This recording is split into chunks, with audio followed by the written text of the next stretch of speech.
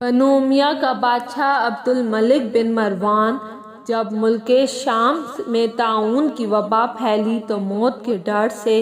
گھوڑے پر سوار ہو کر اپنے شہر سے بھاگ نکلا اور شہر میں اپنے خاص غلام اور کچھ فوج بھی لے لی، اور وہ طاعون کے ڈر سے اس قدر خائف اور ہراساں تھا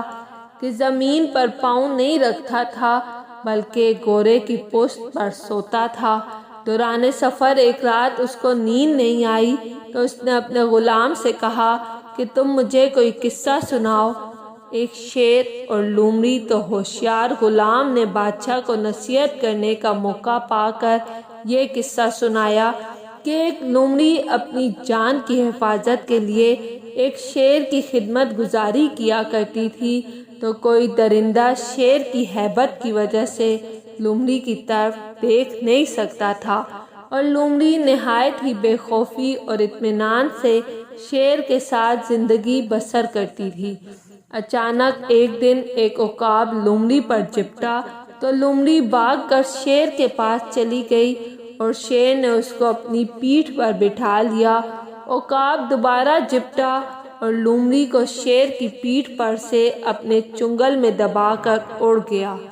لومڑی چلا چلا کر شیر سے فریاد کرنے لگی تو شیر نے کہا کہ اے لومڑی، میں زمین پر رہنے والے درندوں سے تیری حفاظت کر سکتا ہوں، لیکن آسمان کی طرف سے حملہ کرنے والوں سے میں تجھے نہیں بچا سکتا۔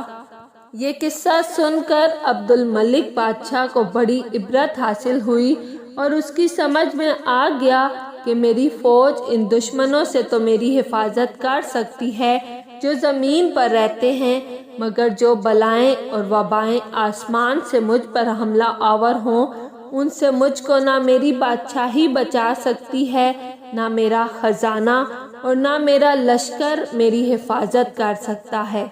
آسمانی بلاؤں سے بچانے والا تو بس خدا کے سوا کوئی اور ہو نہیں سکتا۔ یہ سوچ کر عبد الملک بادشاہ کے دل سے طاعون کا خوف جاتا رہا اور وہ رضائے الہی پر راضی رہ کر سکون و اطمینان کے ساتھ اپنے شاہی محل میں رہنے لگا۔ اس حکایت سے ہمیں یہ سبق حاصل کرنا چاہیے، کرونا وائرس بھی ایک وبا ہے جس کا مقابلہ ہم نہیں کر سکتے اور نہ ہی ہم موت سے بھاگ سکتے ہیں، اس سے صرف اللہ پاک کی رضا ہی ہمیں بچا سکتی ہے۔ جتنا ہو سکے اس کی پناہ طلب کریں، وہ بہت کریم ہے، توبہ قبول فرمانے والا ہے، یہ ضرور ہماری سنے گا۔ اللہ پاک ہماری حفاظت فرمائے، آمین۔ اگر آپ کو میری ویڈیو پسند آئی ہے تو لائک اور سبسکرائب لازمی کیجیے گا۔